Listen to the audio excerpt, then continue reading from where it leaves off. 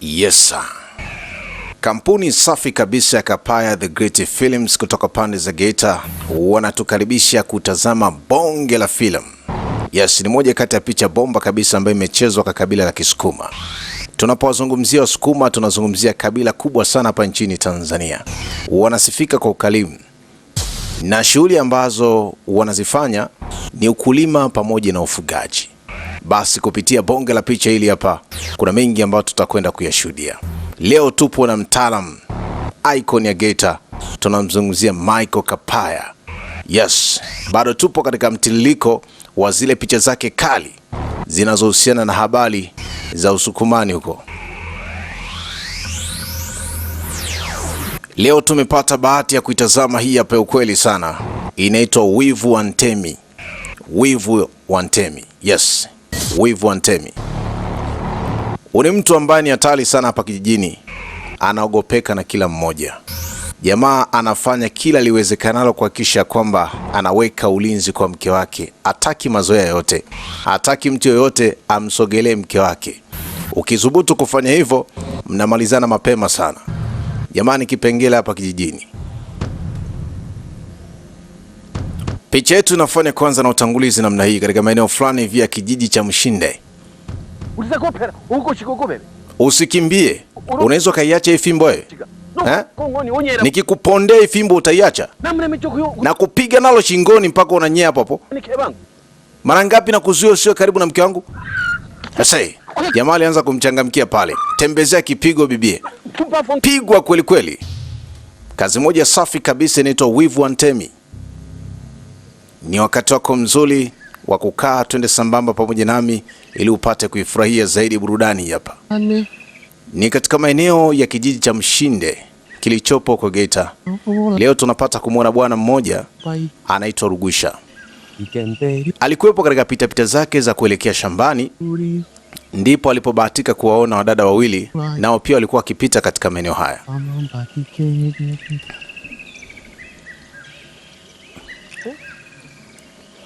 Sasa jamaa baada ya kutazama vizuri alishangaa kumwona huyo binti hapa. Anamfahamu, ni mdogo wake.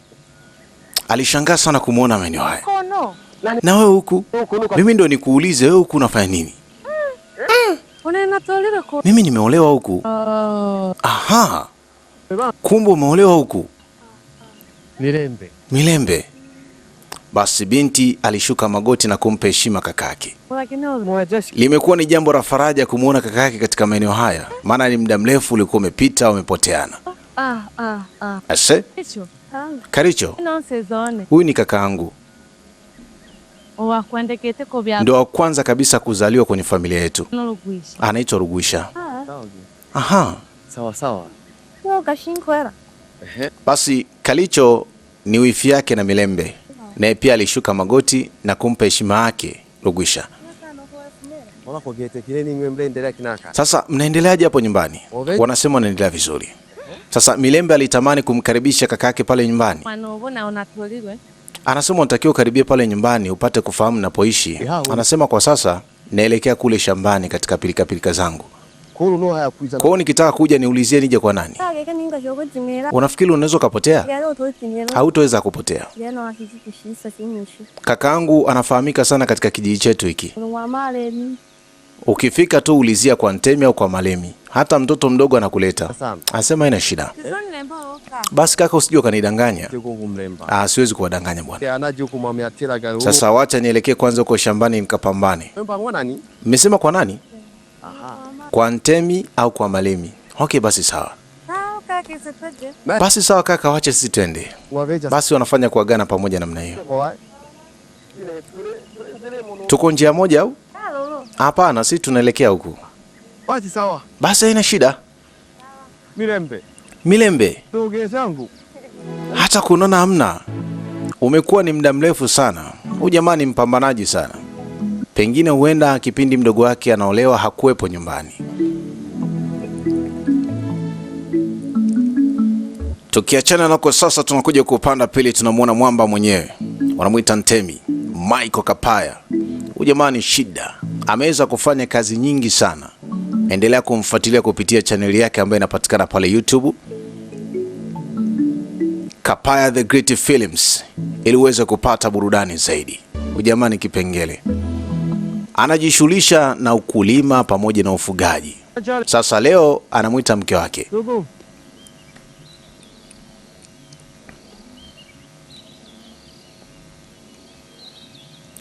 Jamaa amebahatika kupata mwanamke mzuri sana, mpole, mwenye heshima zake, lakini mwamba ni kipengele. Mtoto wa kike ndo huyu. Kalame. Basi alipiga magoti na kumwitikia mume wake.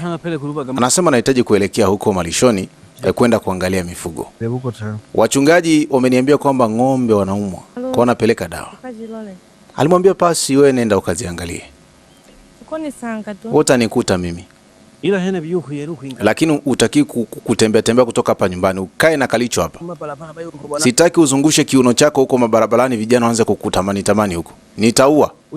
Unanisikia? Ukae na kalicho tu hapa. Sio kwamba mimi nitoke na wewe uanze kutoka. Unazungusha zungusha kiuno chako. Nitakung'ata kama ili hindi hapa.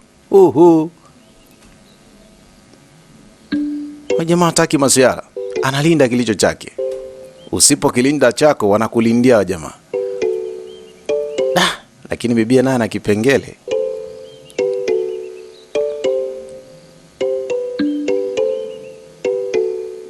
Basi mtoto wa kike alitikisa kichwa tu na kuendelea na shughuli zake kama kawaida. Kuna mengi sana kutazama kupitia picha hii. Tuendelee kwa pamoja. Ni picha ambayo inafundisha, inaelimisha na zaidi inaburudisha. Ina burudani za kutosha. Sasa leo tunamwona Lugwisha kabahatika kufika mahali ambapo dada yake anaishi. Jamaa amefika na kamkangafu kake kamechoka. Anabisha hodi. Kwa bahati nzuri dada mtu alikuwepo. Lugwisha. Lugwisha. Milembe. Milembe. Sezone. Karibu kakangu. Anasema asante. Kabaskeli kenyewe kana pumzi aka. Basi Milembe alimpa heshima kakake. Habari za hapa? Sana. Anasema sisi tuko vizuri. Nimemkuta shemeji? Hapana, hayupo. Ameenda kuangalia ng'ombe zake. Aha. Mimi nikafikiria kwamba nitamkuta bwana. Nina mazungumzo naye. Anasema lakini hatuwezi kuzungumza tukiwa tumesimama. Wacha nilete viti tukae tuzungumze. Katika utaratibu mzuri huwezi kuzungumza na mtu ukiwa umesimama bwana. Kama amekaribia katika nyumba yako, mkaribishe, mketi, mzungumze. Ndio utaratibu ulivyo. Sasa huku tunamwona mzee baba, mzee wa shali. Anaga dogo.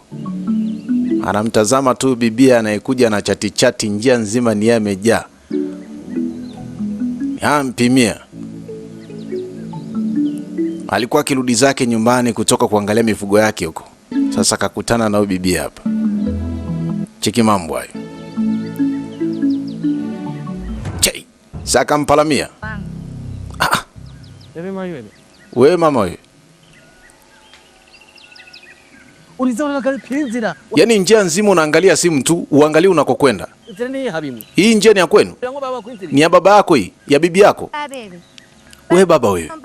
Baada ya kuniomba msamaha unaanza kunitukana. Kweli? Yeah. Unanijibu hivyo? Au wewe unijui? Haki ya Mungu wewe mama. Njia nzima unakuja unitikisia matako wewe. Mimi nimekutikisia matako wapi? Umeyaona matako? Kumbe una majibu mabaya namna hii. Unanijibu hivyo? Kipigo. Hakujua. Wewe ni mpumbavu Mshenzi kweli. Hivyo ni wa wapi? Yaani umekuwa familia ambayo ina hata maonyo. Mshenzi kweli wewe. Na kuuliza ni wa wapi? Jamaa alimtukana mno. Wasichana wengine wapumbavu kweli. Njia nzima wanatikisia matako mimi. Nikufanyeje sasa? Matako yenyewe melegea mpaka amefika kwenye nani? Kuradiki zako siku nyingine ukija kunifanyia hivyo, nitaupaka mate huu. Jamaa amevurugwa bwana. Matako yenyewe melegea. Ilumburiane. Toko yake toko. Basi kupanda pili jamaa anasema dadangu, tutaacha kabisa kuja kusalimia hapa nyumbani kwenu. Shemeji yangu amekuwa ni mtu wa hovyo kweli. Yaani ni mtu wa kupiga watu eti kwa sababu tunaongea na wewe. Milemba anasema kiukweli mimi huwa nazungumza naye. Kama kuzungumza naye huwa nazungumza naye sana, lakini hawezi kunielewa. Lunga kanavo. Hebu zungumza naye bwana. Tawiza gete. Zungumza naye kwa kila ambacho anakifanya, sio kitu kizuri. David. Ina maana yeye anawajua ndugu zetu wote. Kwa Shunashu mwana metusela David. Shunashu mtoto wa Metusela anamjua? No Shigela mwana Nzumbe no mwana David. Shigela mtoto wa Nzumbe anamjua? No Mashaka mwana Nobola no mwana David. Mashaka mtoto wa Nobola anamjua? Hamalulu. Sasa mwela gareke gete kishimbe shanya. Sasa mwambie aache kazi, yani mwambie aache dharau kabisa paka kunyea kwenye unga. Wakati wa kula ukifika analia chakula. Unanionea tu Rugwisha. Unanionea tu Rugwisha. Hamo, nakukema. Labda mimi nitajaribu kuzungumza naye tena. Sawa. Sawa. Bebe mwela gwa la shike. Wewe mwambie akifika. Leo naloha ulunna. Tena nilikuwa natamani kabisa nimkute tuzungumze kama wanaume. Wewe kuli ndela kutulamiko mado tulamiko. Wewe utapandilia kwanza kupiga watu tu, unapiga watu. Inaingia akilini kweli? Irumbu. Wali kwene udogo kwa. Dadangu, ni hicho tu ambacho kilikuwa kimenileta hapa. Kengwela kigete. Atakapofika mwambie kabisa. Mwambie ajirekebishe. Wewe kuli ndela dokuru turaba kwela kutulaba no dubira. Wewe utapandilia tu kwanza kupiga mashemiji zako, unapiga kila mmoja. Sawa kaka, mimi nitamwambia. Ite kuli ndela kutulamiko mado bano bila sababu. Haiwezekani bwana kupiga watu bila sababu. Ha? Kabila gani huyu jamaa? Pyonze ngo. Kijiji kizima kinamzungumzia yeye tu. Amekuwa nani? Oshoka baadaye. Nitarudi baadaye. Sawa kaka. Pengine Rugwisha hamjui vizuri mtu anayemzungumzia hapa. Huyu jamaa ni tishio kubwa sana hapa kijijini. Binti, naomba niambie. Sasa huyu binti anayefahamika kama Sundi alikuja kwa Barozi kuleta kesi yake. Amekuja kumshtaki Ntemi. Mbona mambo hayo? Amekutana na Ntemi, Ntemi akampiga. Hebu sikiliza kila ambacho Barozi kamjibu binti huyo. Huyu Ntemi huyu anataka kuleta mambo ya ukoloni. Yeye hajui mambo ya udikteta, alishapitwa na wakati. Sasa binti wewe nenda, nitamuita na nitazungumza naye. Nadhani hili halitajirudia tena. Safi kabisa. Sawa baba Barozi, nakuelewa. Sawa baba Barozi. Hoya ginangu. Wewe zungumza naye wewe mtu. Na maisha gapi? Kila mmoja ana maisha yake hapa kijijini. Sio afuatilie maisha ya watu. Aba neo ize polangwa ni. Tena anatakiwa aje polepole kwangu. Kwangu ni mwiko. Binti anatamba. Sawa. Yazungumza naye. Basi Barozi alimkubalia atazungumza na huyo mtu. Sasa Barozi alichokiona,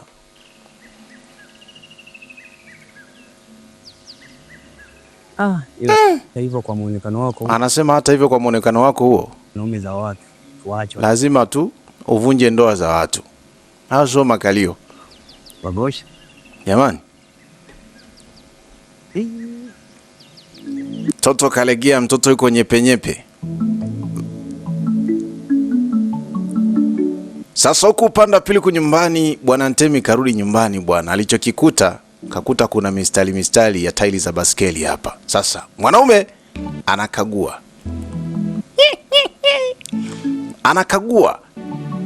Huyu jamaa hataki mazoea kwenye familia yake. Pengine ule muda ametoka, kuna mtu alikuja hapa. Sasa mwanamke anala kujibu. Hii mistari ya baskeli hii, nani alikuwa amekuja hapa? Haso watongozaji wake za watu. Alikuwa amekuja jirani yetu. Jirani yetu? Jirani yetu baskeli yake mimi naifahamu, tairi zake bado ni mpya. Anasema hizi tairi mbona zimeisha kabisa hii? Ina maana uone zimeisha hizi? Alafu inaonekana imebinya sana chini. Uso mtongozaji huyu? Hebu sema ukweli. Alikuwa nani? Alikuwa amekuja Rugwisha. Kakaangu. Umesema alikuwa amekuja nani? Mwanzo umeniambia alikuwa ni jirani. Sasa hivi unaniambia ni Rugwisha. Ni mshenzi gani aliyekuja hapa? Amesubiria nimetoka, alafu ndo akaja. Kwa nini hakusubiria niwepo ndo aje? Anakuja tu, ananganza macho kuja kunyemelewa kiza watu. Umesema nani alikuwa amekuja? Rugwisha? Anasema ndio Lukwisha. Sasa namfuate. Sasa ngoja nimfuatilie. Popote kule ambako anakwenda, ngoja nimfuatilie kama vile ambavyo nafuatilia nyayo za sungura. Akikimbilia kwenye kichaka na mfurumua. Akiingia kwenye kichugu na mchimba. Mshenzi kweli kweli. Naenda kumtandika mpaka ajisahau mwenyewe. Hawezi kuwa anasubiria mimi natoka, alafu yeye anaingia. Jamaa akaanza kufuata ile mistari ya baskeli. Ni kipengele. Katika maisha yangu yote sijawahi kushuhudia mtu mwenye wivu kama huyu jamaa. Huyu jamaa ni kipengele. Ni hadithi ya mwaka. Mama la mama anachoka.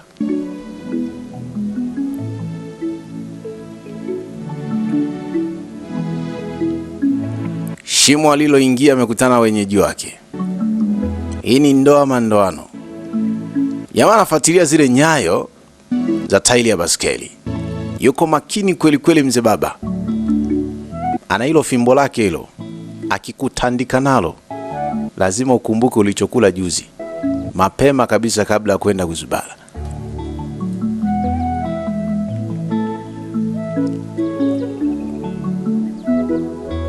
Jamaa yuko serious eti. Sasa kwa bahati mbaya hapa njiani kuna mistari mingi sana ya tairi za baskeli zimepita. Ule mstari ile baskeli ambayo alikuwa anaifuatilia kutoka pale nyumbani kwake, baada ya kufika hapo umempotea. Wakati huo kuna binti mmoja ambaye anaitwa Mkweji. Naye pia alikuwa anapita, kamkuta mtu huyu yuko busy kabisa anatafuta hapo chini. Sasa alijua huenda atakuwa amepoteza kitu cha maana sana. Umeona mambo hayo? Jamaa kamuona. Anahitaji ushirikiano. Wewe binti, hebu njoo hapa.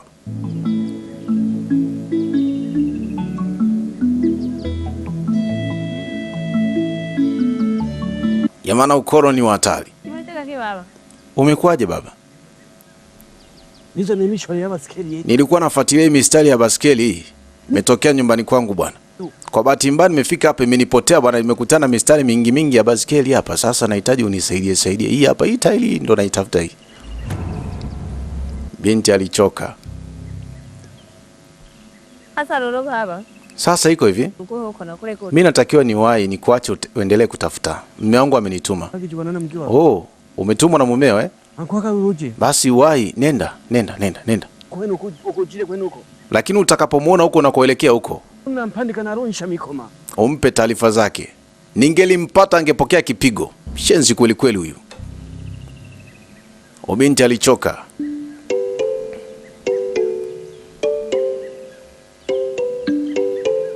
Alimuona mzee huyu amekuwa kama pumba huyu. Haya.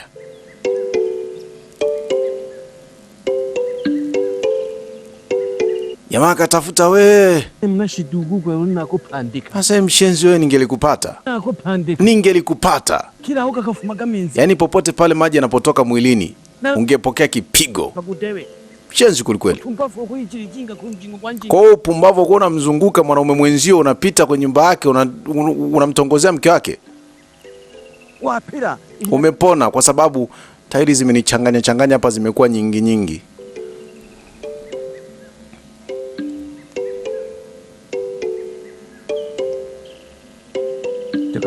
Ngoja nisogee huko, labda naweza nikakupata vizuri. Maana tairi zimenichanganya, zimekuwa ni mix bias. Sasa hawa wawili walikutana bwana. Mkweji alikuwa na la kumwambia Sundi. Kwa kila alichokiona kwa yule Ntemi kimemshangaza kweli kweli. Anasema nilifikiri kwamba amepoteza kitu cha maana. Huwezi kuamini. Alikuwa anatafuta eti mistari ya tairi ya baskeli. Yaani huyu baba huyu ni tatizo sana. Hivi unajua kwamba mimi nilikutana naye kwa kila alichonifanyia? Na kuambiaje? Sitoka nikasahau. Sasa huyu baba ni wa dunia ya wapi? Ukikutana naye unaweza kufikiria kwamba ni mtu, lakini kumbe hamna. Nina hasira naye huyo baba huyo. Hey. Mimi ni mtoto wa mjini, hawezi kunizalisha namna hiyo. Sikumbuki hata mara ya mwisho kupigwa na mamangu ilikuwa ni lini. Yanafika tu na kwanza kunipiga tu. Anasema huyo baba huyo akili yake iko nje na ubongo. Lakini umenifurahisha kweli. Na ukubwa wake huo. Ina maana bado ni mshamba tu.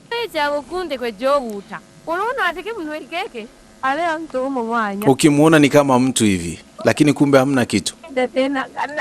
Balaa kweli kweli. Ni ukubwa wa boga alafu mbegu changa. Basi bwana Ntemi alikuja kumuona Barozi. Kaleta kesi yake hapa kwa sababu kuna mtu ambaye anazengea kwenye mji wake. Hii kitu imemnyima amani. Hii kitu anahitaji kuikemea. Anasema waambie watu wote katika kijiji hiki wakae mbali na mke wangu.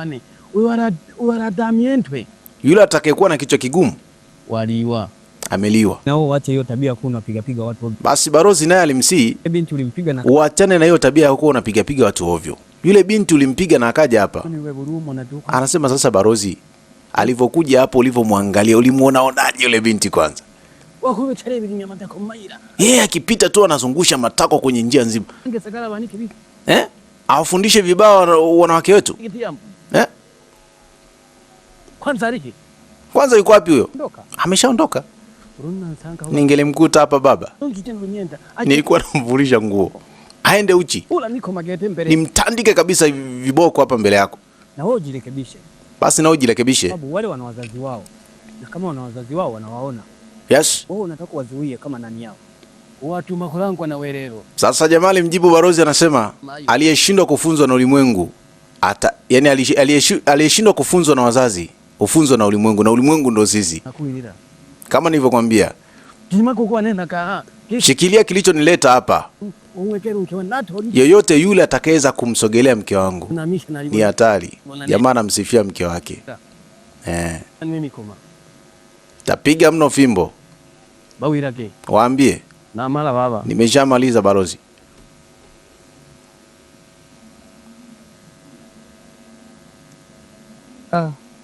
Ila Mshinde kuna watu. Kwenye hiki kijiji kuna watu. Ni baraka kweli kweli. Huyu naye sio mtu huyu. Barozi mwenyewe amechoka huyu.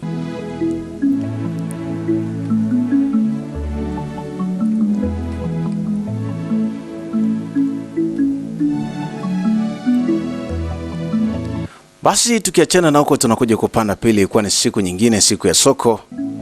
Tunamwona Milembe. Mtoto wa kike kapendezeana mwenyewe. Sasa anahitaji kuelekea kwa sokoni akafanya maemezi ya mahitaji hapa nyumbani. Kati anatoka tu kumbe mume naye kafika mzee. Jamaa anastaajabu kumwona mke wake amependeza namna hii.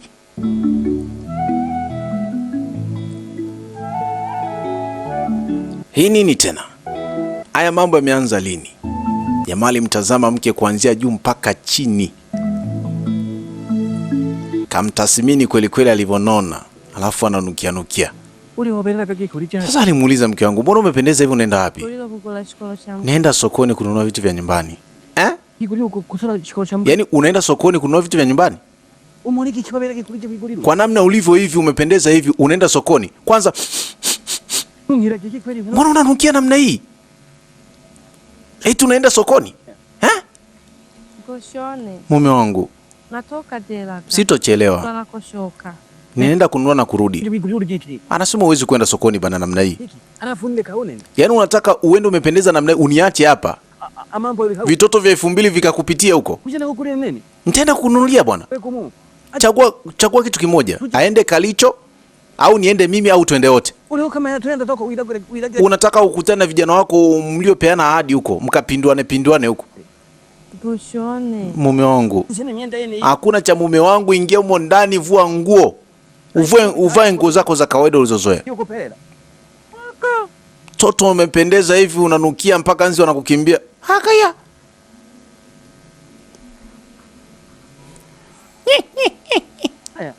Ingia ndani. Yaani nipoteze mwanamke anajiona namna hii? Eti kisa tu imeruhusu aende sokoni huko akafanya memezi. Umependeza namna hii unanukia namna hii? Eti ni kuache uende hivi? Unanukia namna hii? Kaa na mimi hapa. Uninukishie mimi hapa. Haya.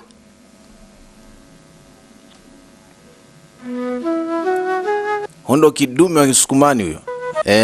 Ngosha. Mwenye wivu wake hapa kijijini.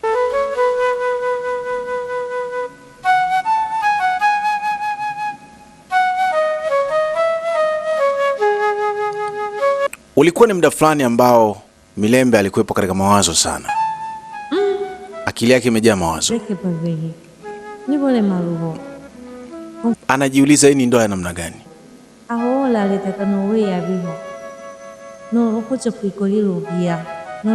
Huwezi kuruhusiwa kwenda hata sokoni, huwezi kuruhusiwa hata kupendeza. Aina gani ya uolewaji huu? Kwa nini mimi nimeolewa na mwanaume kama huyo?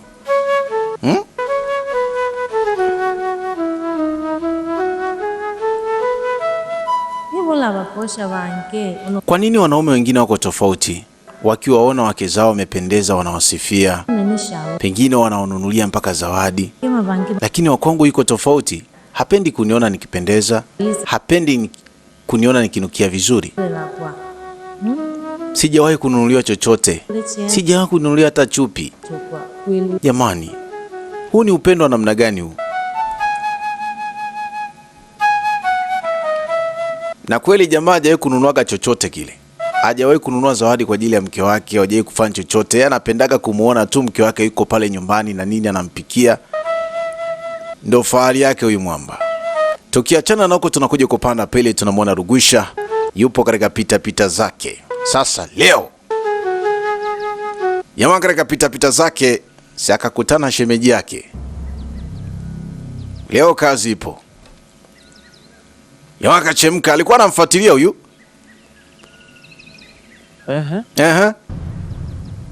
Wewe ulikuwa unafikiria kwamba unaweza kanikimbia hapa? Jamaa amepoa. Wewe unafikiri unaweza ukakiacha kimbunga katika hii dunia? Sasa nimekukuta, nikufanye nini?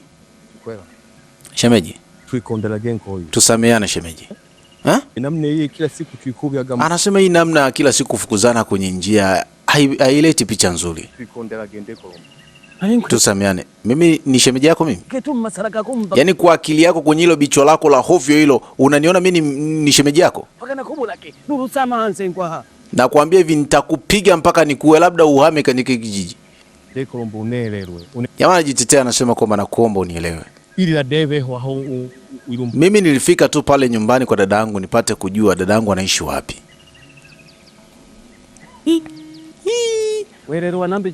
Asante Mungu, umenisaidia kukutana na huyu kiumbe.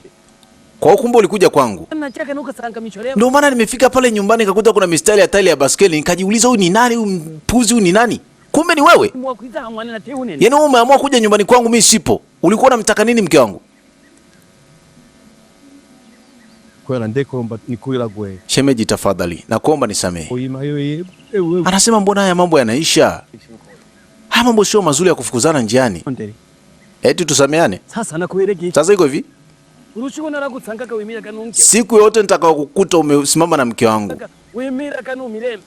nikikukuta umesimama na Milembe, kama kutakuwepo kuna mawe nitakuzika kwenye mawe, lakini kama kutakuwepo kuna kinyesi nitakuzika kwenye hicho kinyesi, kiwe kinyesi cha punda, cha nguruwe, cha mtu, nitakuzika. We ndege we. We mbuni, toka hapa.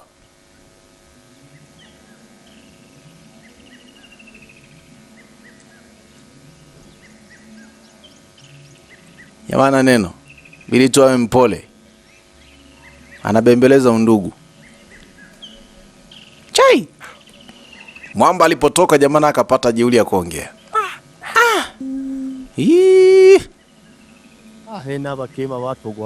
Jamani wanawake nao walishapenda penda mno. Yaani huyu nani mkuilima huyu? Mtu amechoka. Kidume cha nyani kabisa anajiita. Ndevu zenyewe hazina mpangilio.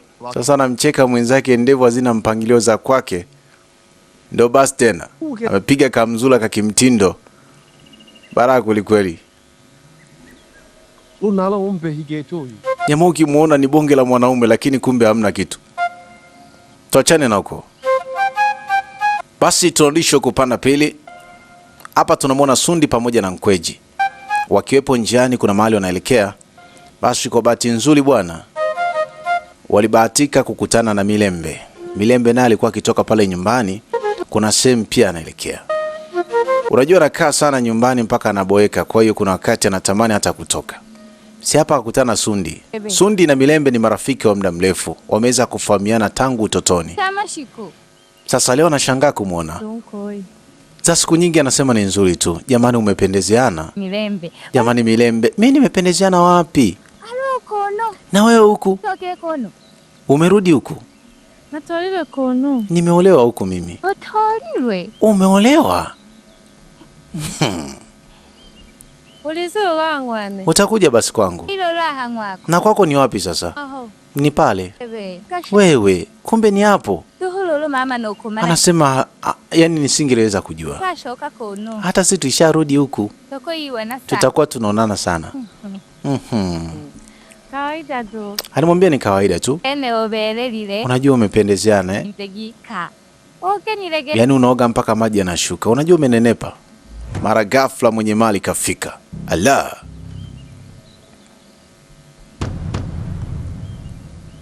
Mwenye cheche za moto kafika. Anasema wewe ni nani unayeongea na mke wangu? Nangole nani kuingia? Na wewe ni nani uliyeingilia mazungumzo ya watu? Swali kwa swali. Akamtazama mke wake alafu akawatazama hawa ambao anazungumza nao. Sasa ilibidi awe mpole ajibu amjue ni nani. Alisema mimi ndo mume wake na huyo. Kilichowaleta hapa nini? Mnazungumza naye nini? Au ndo mnamfundisha umalaya wenu? Mmekuja kumfundisha umalaya mke wangu, si ndio? Hebu tokeni hapa. Twende viuno vyenu hapa. Tokeni. Uangalieni. Shingo ndefu kama manyange-nyange. Nilishakukataza kuja kuzungumza na mke wangu. Ni marufuku, sitaki uzungumze na mke wangu. Eh? Shingo zenu ziko wima tu kuangalia wanaume. Wapumbavu wakubwa nyinyi. Sasa nije nikuona utakuja kuniona. Na ulikuwa unaenda wapi? Sina kuuliza ulikuwa unaenda wapi? Rudi nyumbani. Rudi. Yamana mswaga kama ng'ombe mke wake. Nasema rudi nyumbani. Yaani kama wewe nilikupiga viboko lakini ukulizika. Kipindi hichi nitakupiga la kichwa nikupasue bichwa lako hilo la hovyo. Chianzi kabisa type. Ndala 2 mwa Juma. Fatuma Idi. Na wewe tangulia huko.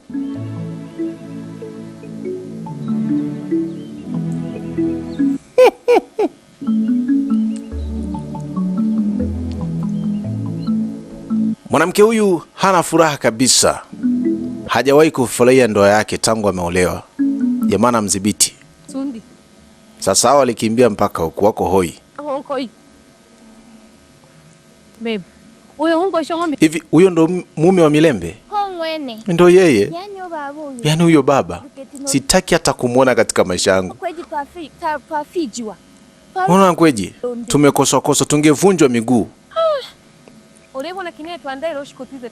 Unaonaje tuandae siku tuje tukamtembelee Milembe? Nani? Mimi? Siwezi kufanya huo ujinga. Utaenda wewe. Mimi siwezi kurudi hapa. Unajua wakati amefika pale kidogo nijikojolee. Yaani wewe hujawahi kukutana kipigo cha Ntemi wewe. Hujawahi kukutana kipigo hicho. Nitoe mimi.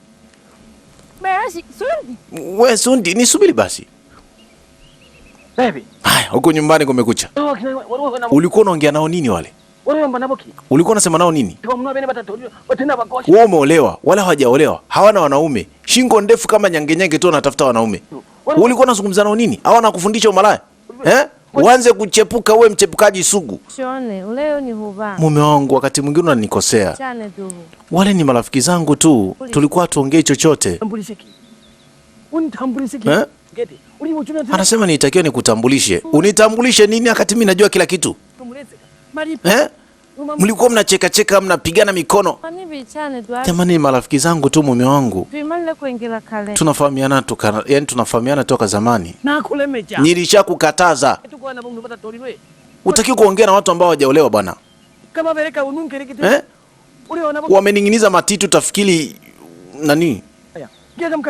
Aingia nani?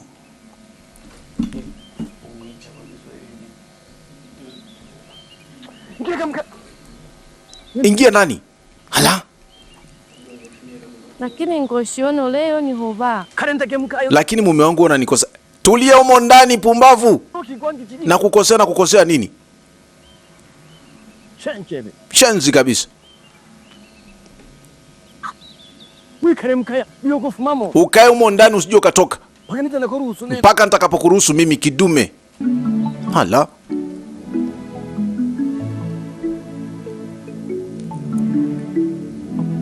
Jamaa tamba na mke wake hapa kijijini. Nakwambia.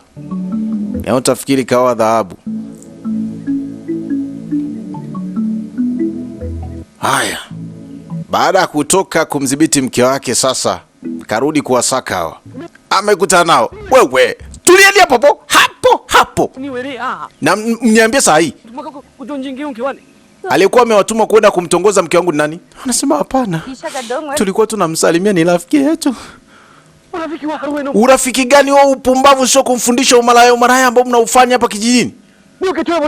Tena wewe ni kakorofi kabisa wewe. Wewe unanijua vizuri? Jamani baba tusamee tu. Hatutorudia. Tusamee.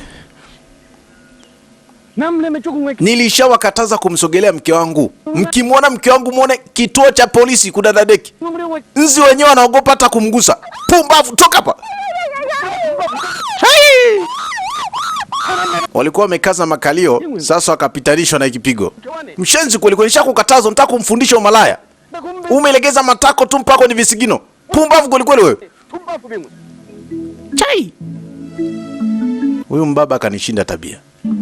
Yaani huyu kanishinda tabia. Kuna wakati anashindwa kuangalia hata mifugo yake. Anamchunga mke.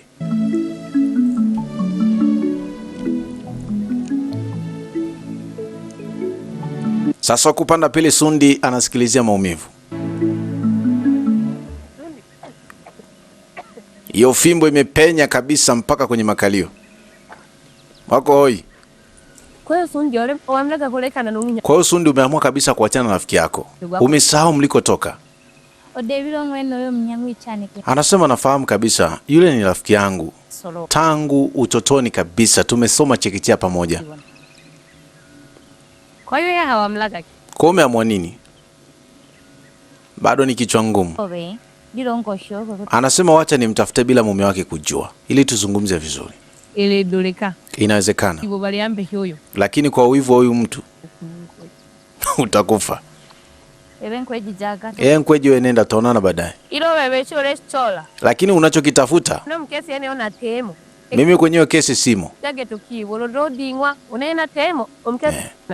Uwezi kunishawishi kwenda kuiba. Tukishikwa mimi simo kwenyewe kesi.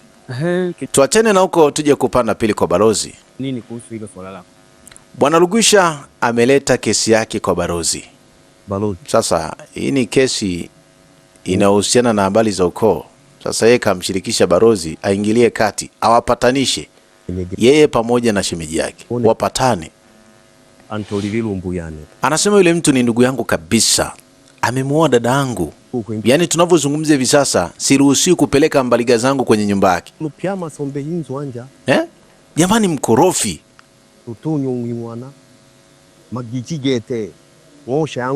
Balaa kweli kweli.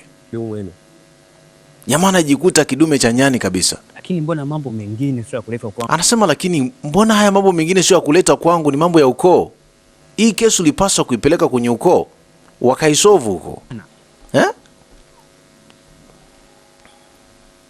Balozi wale kwa upande wa nele. Balozi kwa upande wangu mimi hilo linawezekana, liko sahihi kabisa. Wao wene balisa ikijumla yote yao. Mimi sijui kwa upande wao. Mimi nitafanya. Anasema sikiliza, hilo mtajua wenyewe. Mimi nitafanya sehemu yangu. Nitamuita mtu huyo tutazungumza. Lakini zaidi mkalimaliza kiukoo, ili ni tatizo la kifamilia. Sawa. Sawa balozi. Wewe sawa, ila ishonde kuomba. Mimi nimekuelewa, lakini kila ambacho nakuomba tafadhali muite huyu mtu. Mkae mzungumze kiume bwana. Uone huenda anaweza akakuelewa balozi. Balozi alisema sawa atajaribu.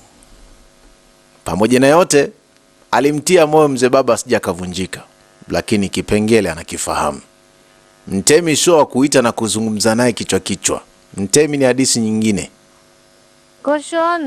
Jamaa kafungia mke ndani. Mke analalamikia humo ndani, anasema nifungulie basi nikakupikie.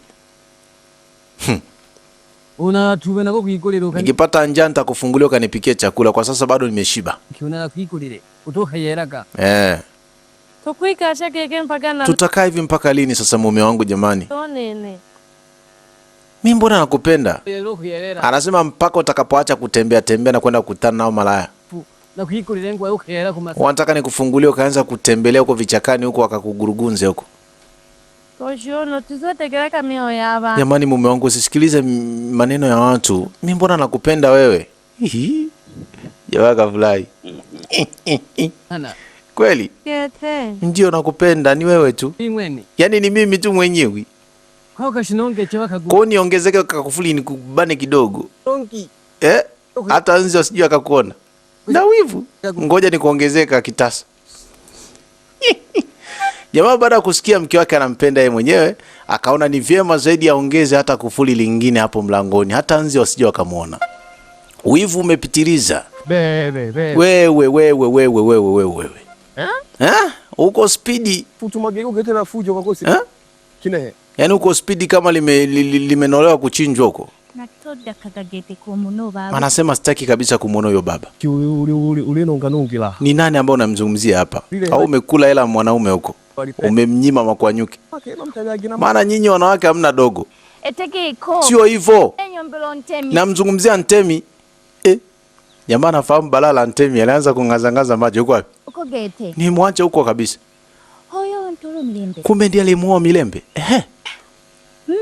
Milembe ana bahati. Milembe kapoteza. Ange no nyinya cyane. Keke otosanga gogotoleho. Anasema ametukuta huko tunaongea. Peji wagete mwibi. Yaani tumefukuzwa kama mwizi. Mwanishi wa juu. Na vipigo juu. Na leo wewe na leo njingira la kosho. Eti naambiwa mimi namtongozea wanaume Milembe. Sina hamu. Sasa Eshikombe shene sho bakushinda. sasa hicho kikombe watakinywa wengi hapa kijijini. Kabisa. Kumyaga? Koneni sinzai Milembe. Haturwa miko. Hebu fikiria mpaka mimi kaka yake na Milembe nilitembezwa kichapo. Wewe hata wewe nayo ulipigika. Oho. Tole chera mmi. Tutafia kwenye vikipigo. Ebwe. Ni balaa kweli kweli. Sasa kama ndugu wa mke anapigwa, uhali gani kwa nyinyi ambao hamna hata undugu na huyo mwanamke? Tafurahi.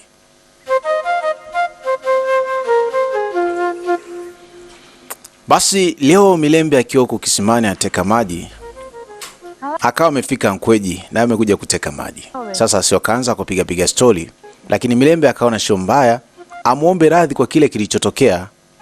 Nikolola kyoko mihayo igolo. Anasema mnisamehe sana kwa kile kilichotokea jana. Ele ndo aliko salisi. Hilo lilikuwa ni kosa letu. Gegekulu yohungo shiwako. Laiti tungelijua kabisa ya kwamba yule ndo mume wako, tusingekukaribia kabisa. Ni bole. Kwa nini?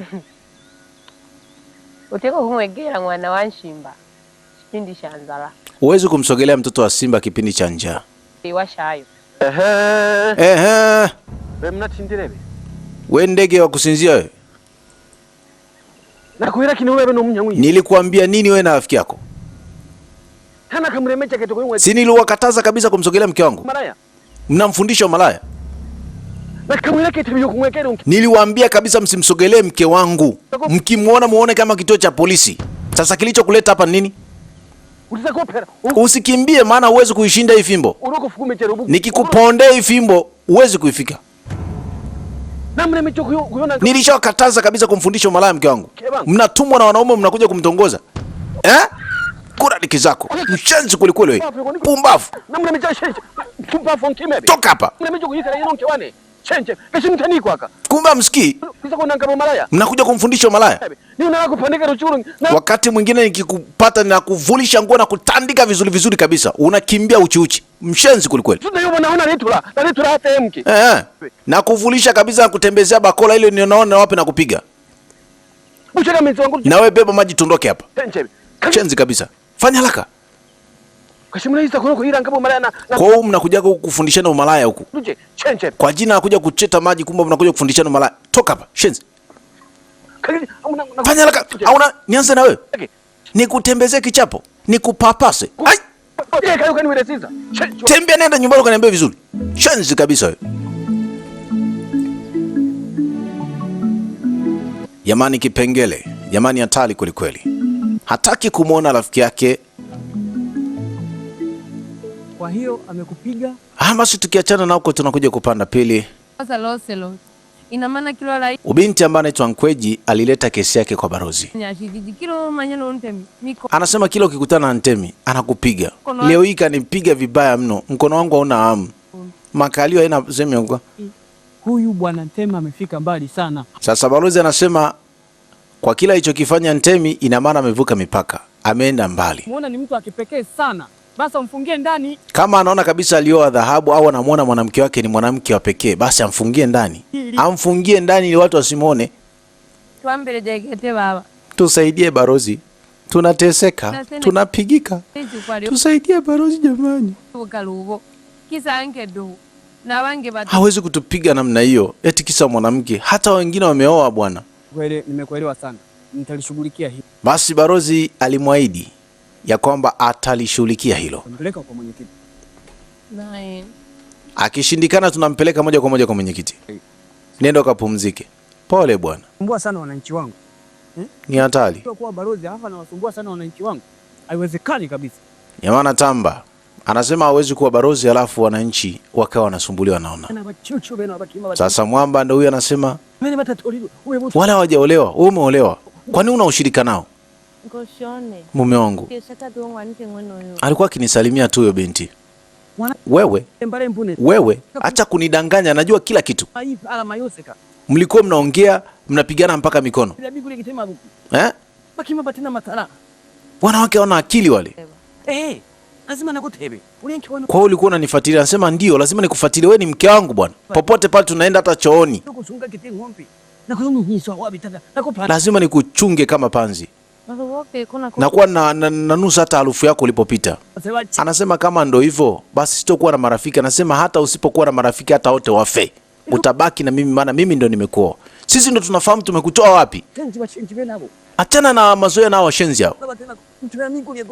Vichwa viko juu juu, shingo ndefu kama manyangenyange. Acha urafiki na hao wapumbavu hao. Mimi nikikwambia na hayo macho yako madogo madogo unang'aza namna hiyo. Alafu ukinichanganya sana, nakwambia safari yako itakuwa ni ya jikoni ndani, jikoni ndani, jikoni ndani. Hakuna kutoka wala kwenda popote pale. Nikukuta na wanaume, nitawasigina kama mdudu.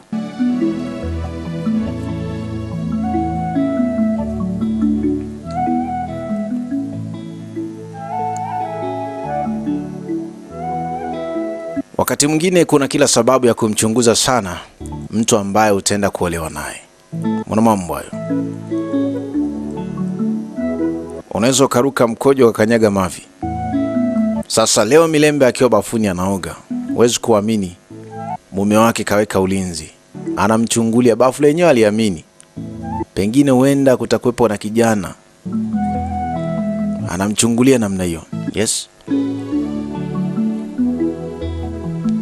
Ujamaa bichwa kubwa akili kisoda. Hebu cheki anachokifanya kwa mke wake. Huyu ni mke wake kabisa. Wanaishi pamoja, wanalala pamoja. Lakini jamaa haliziki. Inafikia hatua mpaka anamchungulia mke wake akiwa anaoga. Haliamini bafu. Anaishi huenda kuna wale watoto 2000 wamepita pita huku. Wakamsubiria bafuni huko. Kikaumana.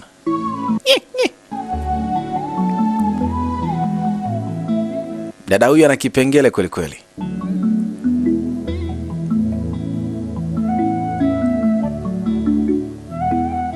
Yana cheka cheka tu kipuuzi kama kapewa ya bure. Sasa ndo huyu.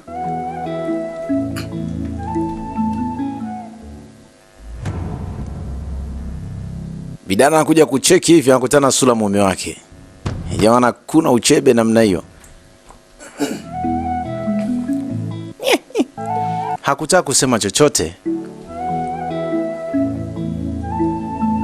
Alibaki anashangaa. Kiwani na kueleki. Mke wangu nakwambia hivi. Kuna hati ya kuamini. Huku sio pa kuamini amini eti.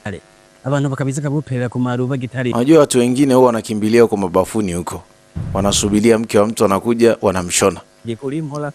Kwa mimi nilikuwa naweka ulinzi hapa kutaka kujua usalama wako, kama uko salama unaoga salama unatoka salama. Maana sipaamini chooni mpaka bafuni, sipaamini mwana. Chako kichunge, usipo kichunga unachungiwa.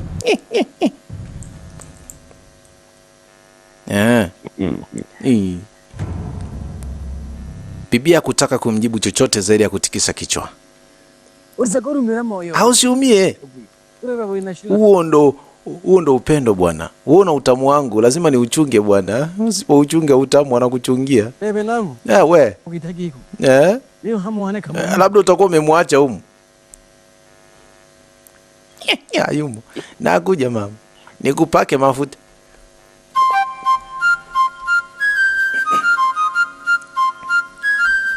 Inasikitisha sana mtu kufanya matukio kama yale kwenye Nzenga. Basi leo balozi alibahatika kukutana na mke wa Ntemi. Alikuwa akimweleza yale aliyojiri. Lakini Mlembe anasema nimejitahidi sana kuzungumza na mume wangu lakini hakunipa sikio la kunisikiliza. Hilo ni jukumu lako sasa. Kwa sababu mtuhumiwa namba 1 ni wewe. Mwisho alimwambia hilo ni jukumu lako. Wewe ndo mtuhumiwa wa kwanza kwa sababu mume wako amekuwa kichaa kwa sababu yako wewe. Wakati balozi anampanga mke wa Ntemi, kumbe Ntemi bwana alikuwepo pembeni. Akamkuta balozi. Kuisha habari yake leo. Baba Ntemi. Na kugeni hagaha mwako ila Ntemi bwana. Nimekuja kutembelea nyumbani kwako bwana, kwa bahati mbaya sikukukuta, nikakutana na mkeo kwa tulikuwa tunapiga mawili matatu hapa. Jamaa kakaza uso. Kwenye tundu la simba paka amekuja kufanya nini? We. Toa belenge namna hiyo.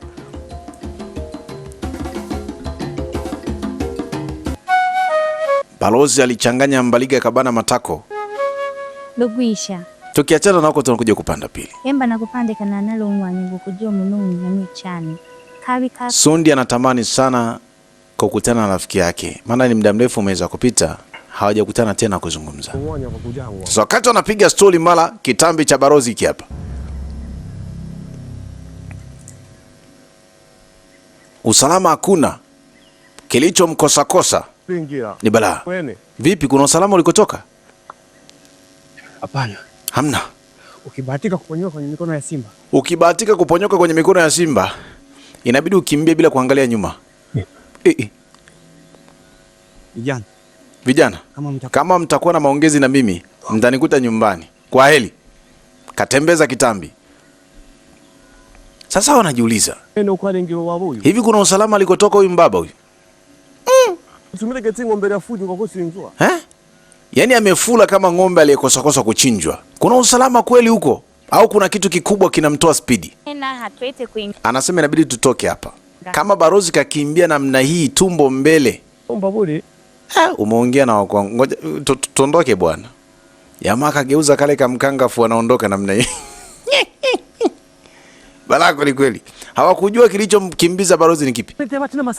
Hivi unajua jamaa hana akili kabisa hata kidogo. Nilikuwa nataka nimpasue kabisa nimwage mavi. Yaani anasubiria mimi sipo afu anakuja kutongoza. Jamani mume wangu. Alikuwa nitongozi. Hiyo fimbo ingemfikia kichwani sungemua, anasema angelikufa kabisa. Chanzi kweli kweli, na maiteke ningeipeleka polini ikaliwa na wanyama wakali huko. Usifanye hivyo mume wangu. Unamtetea? Unampenda? Sasa kwa nini unanikataza? Unampenda? Umevutiwa naye? Unamtaka sio? Hapana. Yaani mimi naongea hapa kumbe unakijua unachokifanya. Nikupiga na wewe. Jamani mume wangu. Leo nakutaka. Unanitaka Sasa hivi au jioni? Jioni. Sasa acha kuona kakana mwanaume. Hala. Jamaa kawa mpole baada ya mke wake kumwambia anamtaka. Mke anaujua udhaifu wa mume wake. Kwa anapomchomekea jambo kama hilo, basi jamaa anakuwa mpole. Kwa jamaa kawa mpole hapo. Jioni ni show mwanzo mwisho.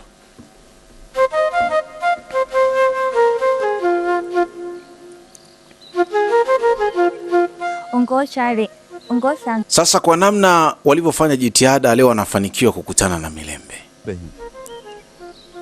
Kachoropoka kule nyumbani, kaja kuzungumza na ndugu zake huku. Nakwambia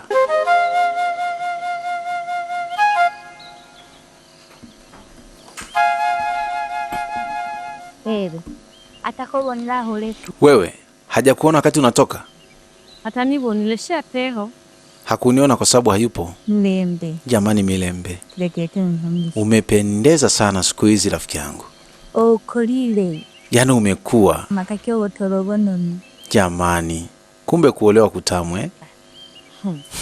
Hene sundi. Jamani Sundi, Uchibona ko wewe. wewe ujioni? Hanko no bebe ogenile. Hata wewe mwenyewe umenenepa, angalia mashavu, umefuga tako. Yaani balaa kweli kweli. Jamani, nawe nanamba gete ya kushikangwa nilikuwa na hamu sana kufika kwako. Tukae tuzungumze, tukumbushane mambo mengi. iyo nibulaga gete olono Lakini naogopa mume wake anaweza akaniua. indele Akishindwa kunivunja miguu, anaweza akanivunja kiuno. Bem, Jamani, takalagala gendo majingo jenigi. hebu fanyeni haraka maongezi yenu haya. Achaneni na maongezi ya huko shuleni. Mtaongea wakati mwingine. Mnamfahamu huyu jamani Kipengele? fisha tuleka Wewe Lugusha, hebu tuache. Ni muda mrefu umeweza kupita jamani. Tukumbushane. Hanko. Aiti. Eh, kumbulile. Mmekumbukana? Nimekuma mwe kumbulila bingwe. Nafikiri hata kipigo mmekikumbuka nyinyi. Endeleeni kubaki.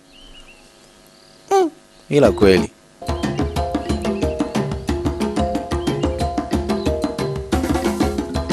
Ase. Msawapilika ndo huyu.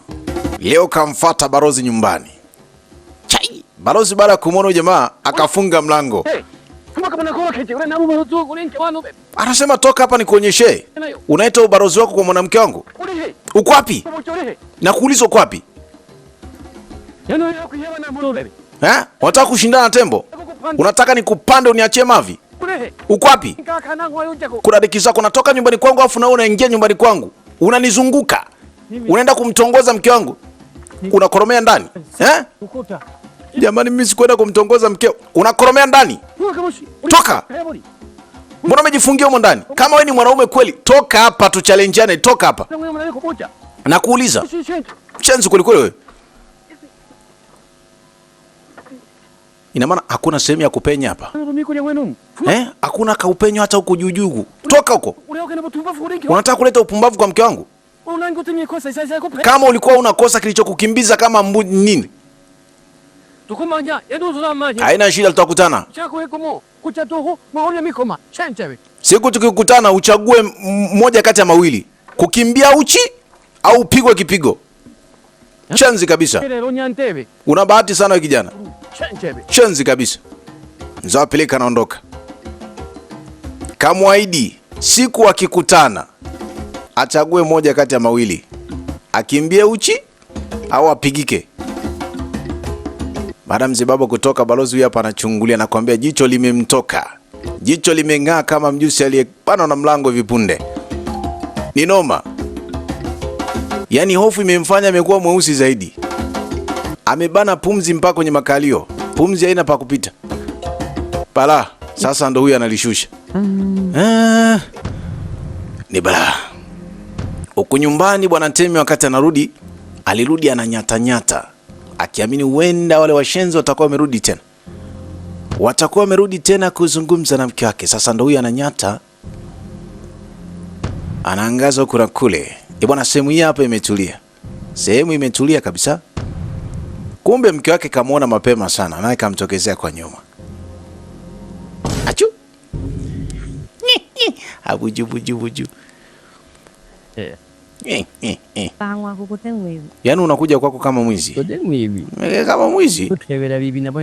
Nilikuwa nanyemelea wezi. Yaani kama wananimia mke wangu. Unajua kuna wakati mwingine nimekuja kujua kwa nini watu wanafuga mambwa makubwa kwenye miji yao. Nikawa najua sababu. Kumbe sababu bwana ni kufuga mambwa kwa ajili ya kuleka ulinzi. Yani unaweka ulinzi kwa kila ambacho unakilinda. Shone. Mume wangu. uko gani Utakonda. Nitakonda. Ankoro nukande sababu lini kanda? Nikikonda sababu ya kunikondesha ni wewe. Wite buru umo nanko sharika yari kanda. Unajua ukishamuona mwanaume kwenye familia fulani amekonda, basi ujue mwanamke wake anahusika kwa kumkondesha mwanaume wake. Kwa acha nikonde. Kwanza ulikuwa wapi? Anasema nilikuwa nimekuona unachungulia nikawa nimekuzungukia kwa nyuma. Nipendile. Ukanizungukia. Nakuile mwana chale. Acha nikwambie mke wangu. Yaani unakusangulia hoya. Nunango kona riski. Yaani ningelikukuta unaongea hata na kuku, ningemchinja na kumla supu.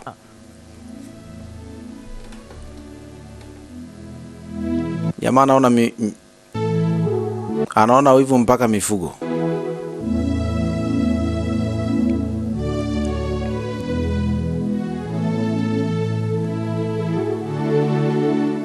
Tukiachana na yote, basi leo huko polini tunaliona shati la Ntemi pamoja na hiyo kofia yake. Hawa marafiki wawili walikuwa wamekuja huko polini kuchanja kuni, wamekutana na nguo za Ntemi. Wanamuogopa. Kweji kaona walitawanyika pale. Walijua wako tayari, yani wako karibu na hatari.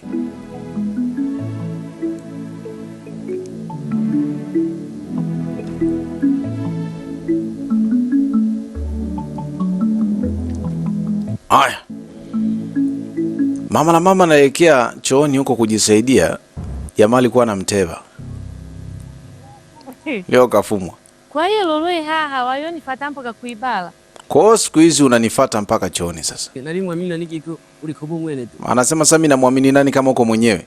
Je, kama vitoto vya 2000 vimetangulia huko chooni? Ngoja kwanza nikaweke ukaguzi. Kakague kwanza.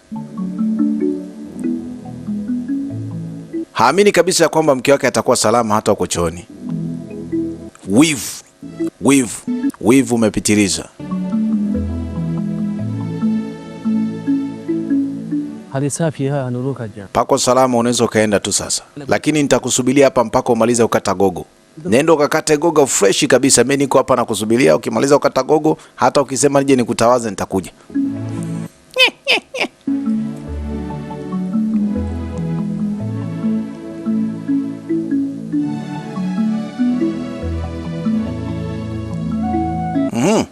Anamchungulia mke wake anakata gogo. Safi kabisa. Tiona angalia usalama. Anasikilizia hilo gogo linadondoka kwa utaratibu mzuri au? Amwambia mama usijali, kata gogo kwa utaratibu kabisa. Kwa mapingili madogo madogo usije kaumia. Vizuri kabisa. Atamlinda hapa mpaka amalize.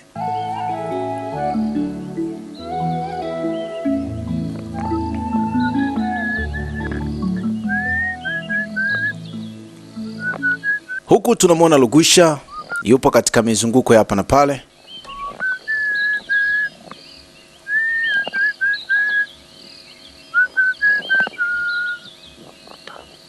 Hundo Ngosha mwenyewe mwenye pilika zake hapa mjini. Anabahatika kumwona dadake na Ntemi.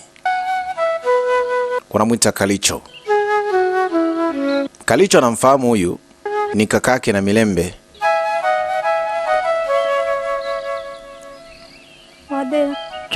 Basi alimsalimia kwa heshima zote. Hii ndio sifa ya kwanza kabisa ya mtoto wa kike wa kabila ya Kisukuma. Lazima apige magoti asalimie. Lazima nafume. Kulikweli. Anasema unajua bwana, mimi naishi maeneo haya, lazima nitoke nitembelee bwana haya maeneo. Anasema sasa Milembe atafurahia sana kuwa karibu na ndugu yake. Kwa nini unasema hivyo? Ndio kusema kwamba mwanzo alikuwa hana furaha? Anasema hapana. Unajua furaha huwa inaongezeka pale pindi unapoona, yani maeneo unapoishi kuna ndugu yako, huwa kuna kabaraka fulani. Yaani kweli? Huko nyumbani wako salama? Anasema ndio wako salama wote. Basi haina shida, nenda kwa wasalimu. Ni wasalimie vipi? Kwa nini tusiende? Ni karibu, twende kwa wasalimie mwenyewe. Sawa. Alimwambia sawa. Basi haina shida, wacha tuenda mimi nikawasalimie hapo. Pengine huenda Kalicho hajui barana alokutana nalo jamaa. Basi nichukue nafasi hii hapa kufahamisha kuhusiana huyu anaitwa Kalicho Katemi. Huyu ni mwimbaji wa nyimbo za asili. Huyu binti ambaye anaitwa Kalicho ni mwimbaji wa nyimbo za asili. Anafanya vizuri sana. Unaweza ukamcheki YouTube, ana channel yake hapo, lakini pia unaweza ukamcheki TikTok, ukamcheki Facebook. Safi kabisa. Ni mwimbaji mzuri sana wa nyimbo za Kisukuma. Bwana, ukiingia huko utapenda kweli kweli. Basi Kalicho ndo huyu alileta ripoti kwa wifi yake kwamba kaka yake yuko kule anamsubiria. Jo ile kete no kushika kai. Ula tena maruho. Okoyo neva kete no neni. Ni bole lolo. Ama lengo kwa kwela Labda atakuwa anamuogopa shemeji yake. Anasema kwa nini sasa? Konde bilo nsezayo. Unamfahamu kaka yako. Muda wote anataka kujua usalama wangu mimi, hataki kuniona nikiongea na mtu yote. Nonene na ngoko kwa kile kile. Anasema mimi mwenyewe namuogopa kaka yangu. Kaka yangu ni kipengele. Sawa na yeye ndio homa. Basi sawa, wewe nenda kukutana kaka yako mkazungumze, maana anahitaji kukusalimia. Kalolo. Basi Milembe hakuwa na namna nyingine zaidi ya kwenda kumuona kaka yake.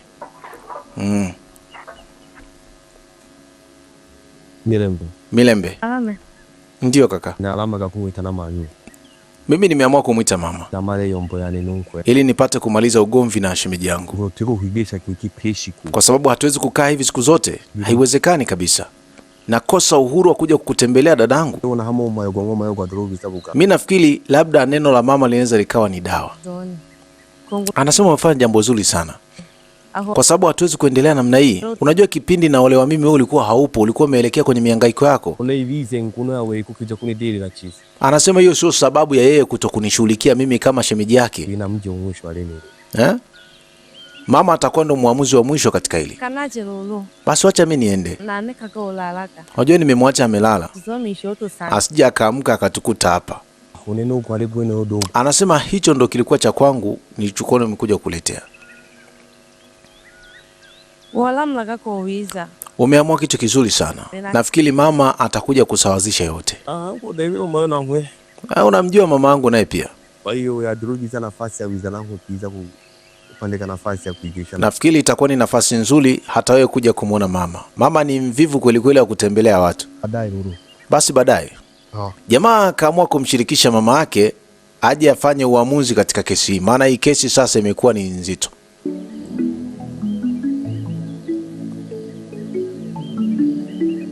Jamaa ananusaga harufu ya mke wake, kumbe alikuwepo anamfuatilia. Si ndo huyu mwamba, si ndo huyu, kawasikia ni noma. Sasa kilichopo ni kwenda kuweka ambush kwa mshenzi aliyemtorosha mke wake huko nyumbani na kuja kuzungumza naye huko mapolini.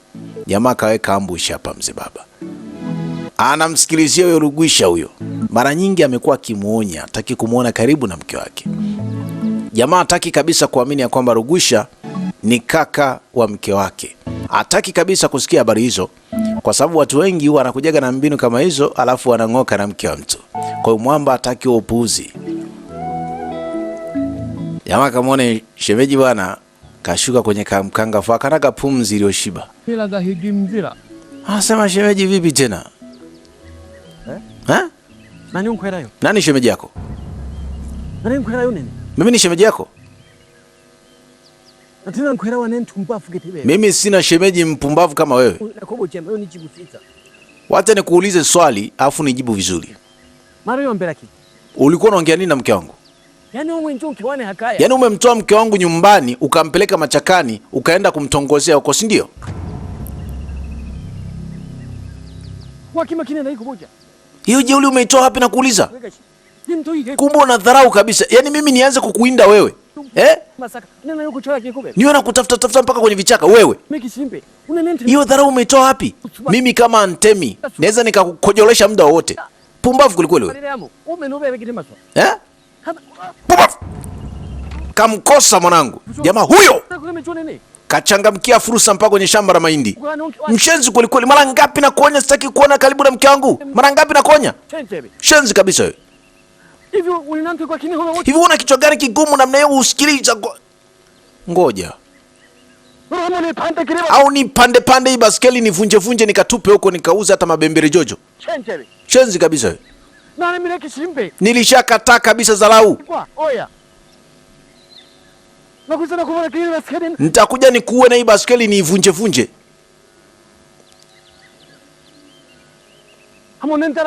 Au na ndali zikufuate huko.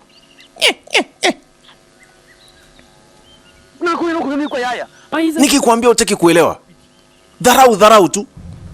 Jamaa kaitafuta njia kwenye shamba la mahindi. Sijui kaenda kupolea wapi. Sidhani hata kama kutakuwa kuna ushirikiano mzuri kati ya utumbo mpana na utumbo mdogo. Jamaa kashazipata taarifa. Dada mtu ndo aliwaunganisha wale. Wai hapa. Jicho limekuwa jekundu, Tazani katoka kuvuta bangi. Karicho. Unataka kuvunja mji wangu, si ndio? Kwa nini kaka unaniuliza swali kama hilo? Kuanzia lini umeanza kuniuliza swali wakati nakuuliza swali? Nisamee tu kaka, nimekosea.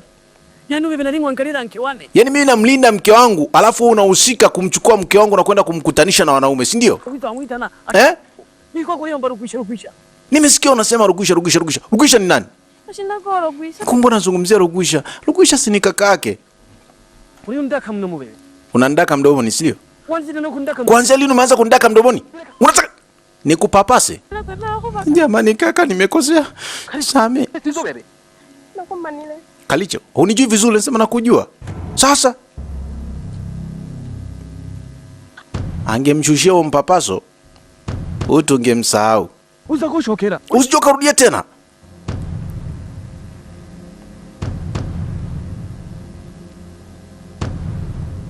Pengine hata kuimba angesahau. Halo? Anatetemeka.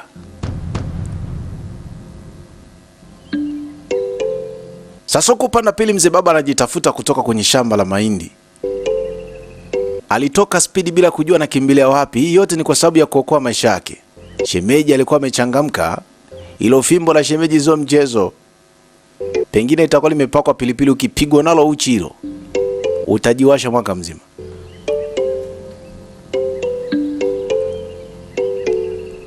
Ni noma sana.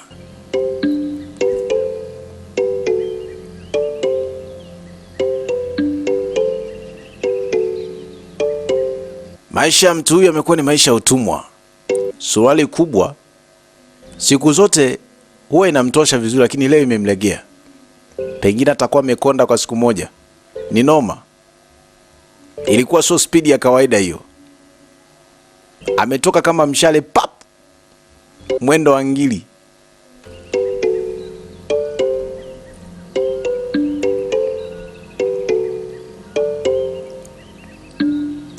Pamoja na kwamba shemeji yake ametoweka, lakini jamaa anaishi, huenda shemeji atakuwepo karibu. Pengine atakuwa amejibanza hata machakani huko anamsubiria chomoke wamalizani hapa. Jamaa hana imani kabisa kwamba huyu jamaa bado yupo ama vipi. Lakini kwa bahati nzuri baskeli yake aliikuta. Ndala yake aliikuta, pamoja na kwamba imekatika. Basi akavaa vizuri kwanza kimzura yake. Chukua baskeli imechoka. Sikumbuki mara ya mwisho kuijaza pumzi ilikuwa ni lini, lakini ndio hivyo. Pengine huenda pampu ni changamoto. Yes. Hapa tunamwona Milembe anamsubiria rafiki yake waweze kuelekea kwa kisimani. Milembe na hataki kusikia kabisa. Ndasi mrefu Sundi naye ndo huyo. Pamoja na maonyo yote, makatazo yote, lakini bado Sundi inakuwa ni ngumu. Sundi, umechelewa sana. Umenisubirisha hapa muda mrefu. Anasema Milembe, tuache story, twende kwenye maji. Kaa kwanza tuongee. Unajua sitopata muda mwingine wa kuzungumza na wewe. Unamfahamu yule mwanaume? Pale pale jamaa kaishafika. Oh, mwenye utamu wake hapa mjini, si ndio? Unamlubuni mke wangu. Wewe mwanamke wewe. Nilishawahi kukwambia nini kukaa na mke wangu? Nilishakataa wenye vielele kumlubuni mke wangu malaya. Si nilishakataza msikii? Eh? Yaani mmenyosha shingo utafikiri manyange nyange. Kila mwanaume anakuona njiani. Unamuona kabisa huyu mwanamke shingo yake ndefu kama nyange nyange. Hajatulia. Macho yako huku yanaangalia wanaume. Alafu ndo huyu unampa nafasi ya kuwa rafiki. Hafai kuwa rafiki, wewe umeolewa hujaolewa. Toka hapa. Na wewe nyenyuka twende. Takupeleka kisimami mwenyewe. Fanya haraka twende. Amka twende. Chukua ndoo yako twende. Twende. Alafu na wewe. Binti kaachia mkojo hapa. Sina uhakika kabisa kama hajakata gogo live. Ukitaka kuja kwenye maji unaniambia na kusindikiza. Anaishusha pumzi. Ilikuwa imekosa njia ya kutokea. Ni baraka kweli kweli. Sasa akaona safari ya kuelekea kisimani ishia hapa. Yes.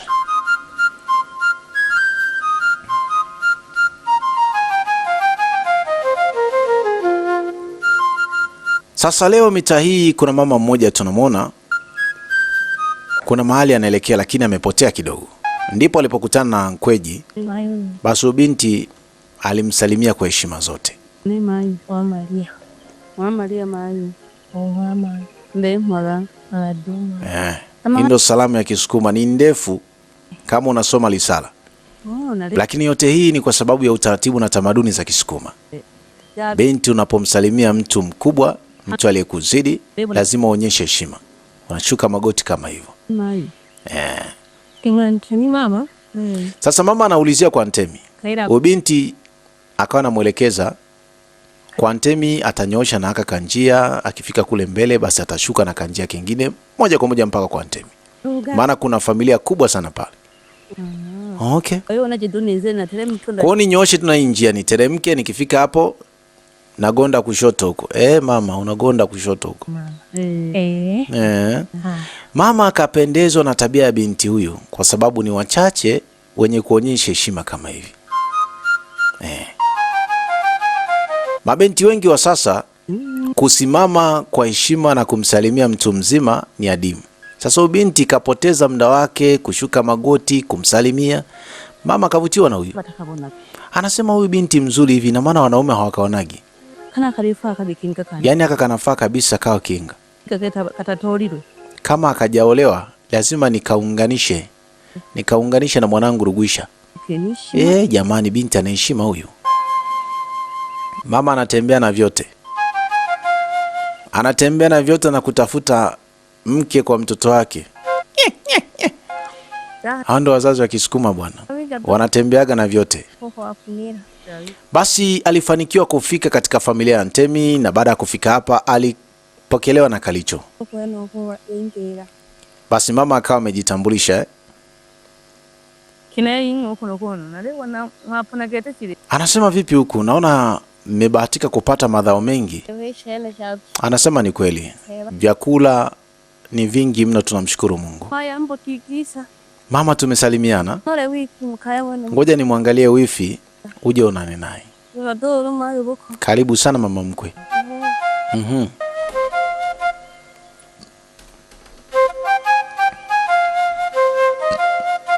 Huyu ndo mama yake mzazi na Rugwisha pamoja na Milembe. Sasa Rugwisha naye anahitaji kuelekea pale. Sundi anamwambia kwamba unajitafuta kwenye maji ya moto wewe. Ukienda huko utaungua. Anasema leo itakuwa iko tofauti kidogo. Nilimuita mama tuje tuzungumze. Anasema ushimejani ndugu yangu bana. Sema akili yake haijakaa sawa, imechangamka.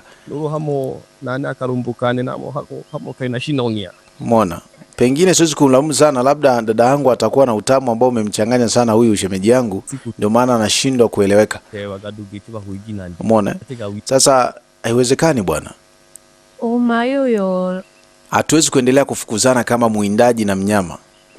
Anasema kuna mama mmoja ambaye nimekutana naye njiani. Ndio mama yako? Kuna mama mmoja ambaye nimekutana naye pale njiani, alikuwa amepotea njia, akawa ameniulizia kwa Ntemi. Kwa nikawa nimemwelekeza. Ni mama fulani hivi ana mwili, mama moja mzuri hivi, ana miwani. Huyo. 이거라. Mmefanana bwana. Unamfanana mama yako. Kwa mimi nimefanana bi mkubwa. Orege ko nani nakukushindikira. Anasema kama ndio hivyo basi na mimi nitakusindikiza. Ndugu bakupanda uganga mama. Yaani wewe utakuwa na ujasiri wa kukanyaga kwenye uwanja wa Ntemi? Atoke no wele. Ena utakonda. Basi mambo alikwenda barabara. Unajua mtu mzima anapofika sehemu fulani kuna utulivu fulani unakuwepo. Ulibona roro Ntemi nakuiraga. Sasa Kalicho ndo huyu kamvuta kaka yake pembeni. Anampa somo. Unaona nishawahi kukuambia. Wewe ni kaka yake kabisa lakini ulikuwa ni mbishi, unamfukuza, unampiga mikoma. Kalicho. Anasema Kalicho. Ni pia tu ni sababu nani haina haja ya kunidharau bwana. Mimi nilikuwa nalinda changu. Chako lazima ushilinde. Chako lazima ukilinde, usipokilinda wanakulindia wa jamaa. Wakuletea usimizama barabara. Nani anayekubali mke wake amwache anze kutangatanga huko mtaani? Akaibiwa na vitoto vya 2000. Vitoto vipuuzi. Vitakuwa vinatamani hata kupewa maziwa. Sawa lakini basi ni sawa pamoja na yote. Lakini ulitakiwa kusoma upepo. Huyu mtu mara zote alikuwa akilalamika akisema kwamba ni kaka mtu, lakini wewe hamna, hutaki kuelewa. Sasa mama yake amekuja. Utasemaje? Anasema usije ukanidharau. Usije ukanidharau kwa hatua naweza kuichukua kwa kumlinda mke wangu. Umenisikia? Kwa vile wamekuja tutakaa tuyazungumze, tuyaweke sawa. Si ndio? Basi haina shida. Basi twende tukawasikilize. Twende bwana. Hatari kweli jamaa. Jamaa kama mpole. Basi mama ndo huyu aliikalisha familia.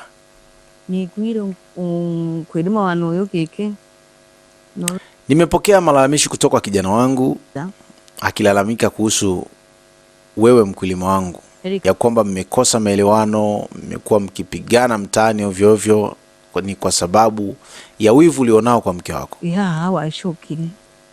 Wakati unamuoa mke wako huyu, mtoto wangu huyu alikuwa hayupo. Alikuwa ameenda katika kupambana kwake kimaisha. Sasa ndo amerudi. Tunavyozungumza hivi sasa nahitaji kukufahamisha kwamba huyu ndo kijana wangu mkubwa kwenye familia yangu. Ndo mtoto wangu wa kwanza. Kwa hiyo nimeona niwatambulishe ili kesho na kesho kutwa msije mkapigana mikoma tena. Anasema kutokufahamiana sio jambo zuri. Ndio maana inapelekea mnachengana huko njiani. Maisha yenu yamekuwa ni kama paka na panya. Mama, asante sana kwa kututambulisha bwana. Ni maka mpole mbele ya mama mkwe. Anasema nirudi kwa shemeji sasa. Bwashi. Washeni alishiraga. Bwashi bwana, imeisha. Sauti ikatokea nikato kidebile. Kwa yote aliweza kutokea kwa sababu tulikuwa tujuani. Kufika ukaitwa mwanaume na mandevu yako haya, utakiwi sasa uanze kulialia kama mtoto. Unajinyenyereja. Sasa kuanza kulialia kama litoto inakuwa ipendezi bwana. Unalialia unatiatia huruma. Sio vizuri bwana. Yote yameshaisha. Tufanye kwanza maisha upya na maisha endelee. Jamani akajisikia vibaya. Eti analialia kama litoto. Anasema mimi sina shida na wewe shemeji yangu. Lakini hiyo mambo ya kujinyenyereja, mimi sijinyenyereji bwana. Mimi nilichokuwa nakitafuta ni amani, tuweze kusaidizana ikiwezekana. Kwa upande wangu mimi shemeji yangu sina shida kabisa na wewe. Tukikutana njiani tusalimiane vizuri. Tusaidizane kama ikiwezekana. Sawa. Milembe. Una lolote la kusema labda? Nene mama na tena amayo kose ko. Mimi mama wangu sina lolote la kusema. Mimi nawasikiliza kila ambacho mnakisema. Kama kaka yangu na mume wangu wamepatana, mimi nitafurahi sana. Maana sasa nitakuwa na uhuru wa kuzungumza na kaka yangu muda wote. Sawa. Kalicho. Ndio mama mkwe. Labda na wewe una neno la kuzungumza. Mimi sina neno mama mkwe. Kikubwa ni amani. Anasema kikubwa shemeji yangu hapa na kaka yangu waweze kupatana ili familia yetu ikatawale katika amani. Wanachale. Mke wangu. Mkawa tukira wakende. Mkawapikie sasa wageni. Wewe Kalicho mkia. Na wewe Kalicho ambatana na wifi yako mkasaidizane huko.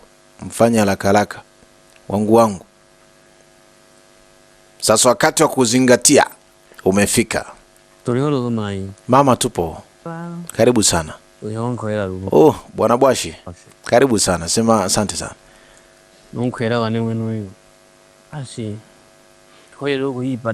Anasema sasa nafikiri imefikia mwisho. Mimi na shemeji yangu huyu hatutoweza kufukuzana tena.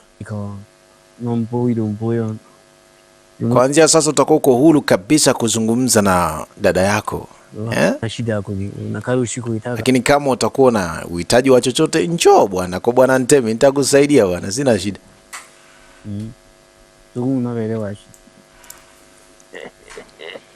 Basi namkaribisha apate maziwa sasa.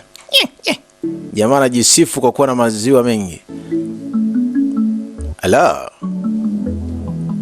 Huyu jamaa nifunga kazi. Ilo tonge moja tu kipewa wewe lazima uzimie. Lakini mwamba anatandika vizuri kabisa. Anasema ili tonge linaweza likatoa ushirikiano mzuri inapofika huko tumboni. Yaani mpaka tumbo lenyewe linajua kabisa hiki ni kipindi cha kula. Mbona mambo hayo?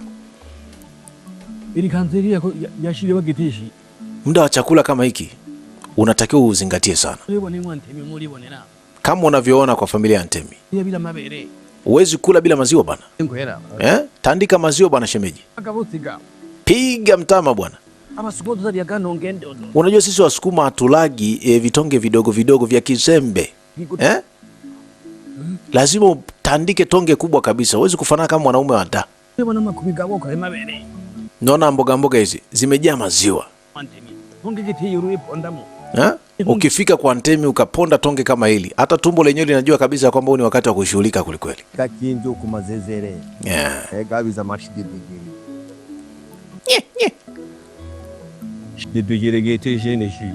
Wanasifia chakula ni kitamu bwana. Piga mgando baba.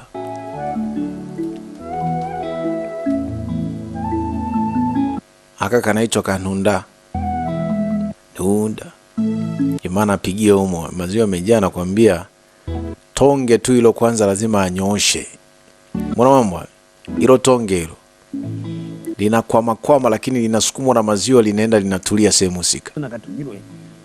Anasema ndo maisha ninayoyapenda bwana. Lakini haya ashirieni yo. Kama ni hata liwe tega Mungu. Zamani tulikuwa tunapigana ovyo ovyo kule, lakini sasa hayo ilishaisha. Tulikuwa hatujuani, sasa tumejuana, ni mwendo wa kutandika mgando tu. Oreja sana. Asante sana shemeji.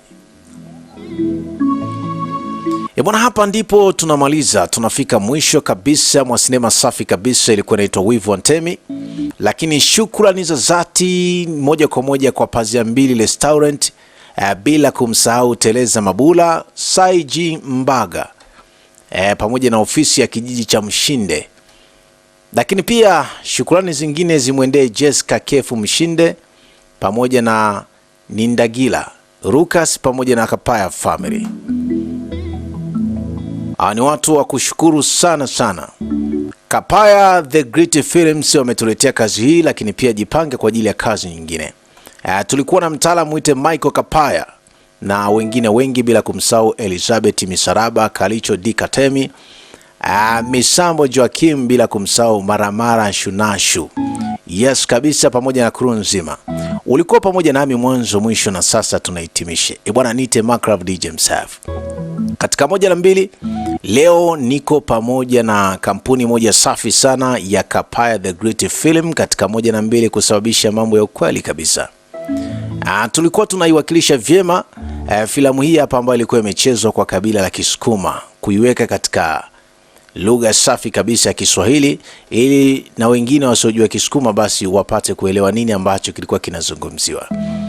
Bwana, tuko hivi na tutaendelea kuwa hivi mwanzo mwisho. Niseme chao, tukutane katika vigongo vingine.